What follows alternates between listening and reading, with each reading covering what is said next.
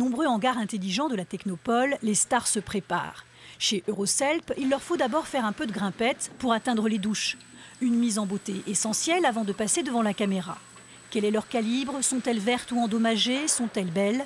Cette chaîne automatisée a été conçue par Luc de Roulers, un ancien négociant en pommes de terre qui rêvait d'une norme unique pour les professionnels. Ça apporte aux clients, donc aux gens de la filière pommes de terre, ça leur apporte plus de constance, c'est toujours noté de la même façon.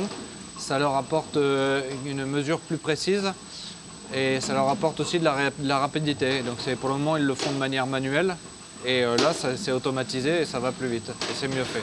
6 personnes travaillent actuellement chez Euroselp, notamment une doctorante de l'UTT qui améliore la machine pour qu'elle puisse prendre des décisions seule. Et régulièrement, le dirigeant d'Euroselp va prélever des spécimens. Bonjour. La récolte est terminée depuis 1 mois pour ce producteur de parles et chavanges. Les tubercules sont au frigo pour l'année.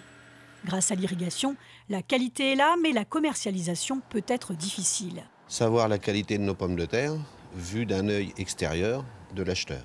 Parce qu'en fait, nos acheteurs, après, ils viennent, ils peuvent prendre des échantillons et puis ils peuvent nous dire ce qu'ils veulent. Il y a beaucoup d'acheteurs, mais il faut toujours se méfier. On ne sait jamais, 10 € d'écart à la tonne, et puis ça peut changer quand même un peu les revenus à la fin de l'année. La start-up a une centaine de clients producteurs dans la moitié nord de la France. 3 gros négociants ont acheté une chaîne à installer chez eux et il faut voir plus loin. C'est vrai qu'il y a un gros projet de construction d'usine de frites dans l'Aube. Ils nous ont contactés, je pense qu'on travaillera pour eux.